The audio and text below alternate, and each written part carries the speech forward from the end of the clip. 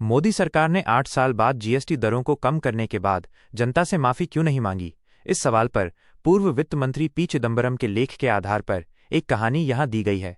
ये कहानी बताती है कि कैसे जीएसटी की दरें शुरुआत में अधिक थीं और अब उन्हें कम किया गया है।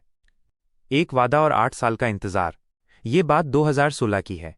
संसद में एक ऐतिहासिक विधेयक पर बहस चल रही थी, संविधान 122वां संशोधन विधेयक, जिसे हम आज जीएसटी के नाम से जानते हैं।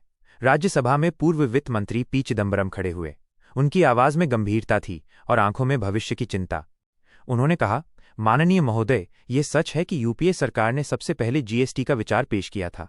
हमने 2005 के बजट में इसका ऐलान किया था। एक राष्ट्र एक टैक्स का सपना हमारा भी था।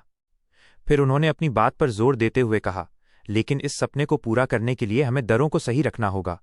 मुख्य आर्थिक सलाहकार की रिपोर्ट कहती है कि भारत जैसी उभरती अर्थव्यवस्थाओं में औसत जीएसटी दर 14.1% है, जबकि दुनिया भर में ये 14.1% से 16.8% के बीच है। उन्होंने आगे कहा, कांग्रेस पार्टी हवा में बात नहीं कर रही। हम आपकी ही रिपोर्ट के आधार पर कह रहे हैं कि मानक दर 18% से अधिक नहीं होनी चाहिए। चिदंबरम ने चेतावनी दी कि यदि सरकार 24% या 26% जैसी उच्च दरें लगाएगी तो इसका सीधा असर आम जनता पर पड़ेगा। उन्होंने कहा, कोई भी अप्रत्यक्ष कर गरीब और अमीर दोनों पर समान रूप से लगता है। अगर आप 24% या 26% कर लगाएंगे तो ये गरीबों पर अतिरिक्त बोझ होगा। चिदंबरम की अपील उस समय अनसुनी कर दी गई। सरकार ने कई वस्तुओं पर ऊंची जीएसटी दरें लागू कर दीं। टूथपेस्ट, हेयर ऑयल, मक्खन, यहां तक कि बच्चों के नैपकिन और पेंसिल जैसी रोजमर्रा की चीजों पर भी ज्यादा टैक्स लगाया गया। अगले 8 साल तक जनता ने गब्बर सिंह टैक्स की मार झेली। हर महीने सरकार ने करोड़ों रुपए जीएसटी से कमाए।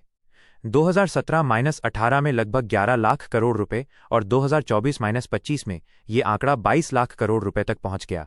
ये सब जनता की गाड़ी कमाई का पैसा था। आखिरकार 3 सितंबर 2025 को सरकार ने कई वस्तुओं और सेवाओं पर जीएसटी दरों को कम करने का फैसला किया। ये खबर सुनकर चिदंबरम को खुशी तो हुई, लेकिन उनके मन में एक सवाल कौंधा, जो कल गलत था, आज सही कैसे? उन्होंने पूछा, अगर टूथपेस्ट, हेयर ऑयल, मक्खन जैसी चीजों पर 5% जीएसटी आज सही है, तो पिछले 8 सालों से यह गलत क्यों था? जनता को इन 8 सालों तक अतिरिक्त टैक्स क्यों देना पड़ा? चिदंबरम का मानना है कि सरकार को इस देरी और उच्च दरों के कारण जनता से माफी मांगनी चाहिए। वे कहते हैं कि सरकार को पारदर्शिता दिखानी चाहिए और स्वीकार करना चाहिए कि उन्होंने शुरुआत में जो दरें तय की थीं वे गलत थीं। ये कहानी केवल दरों में कमी की नहीं है, बल्कि एक वादे और उसके बाद के लंबे इंतजार की है।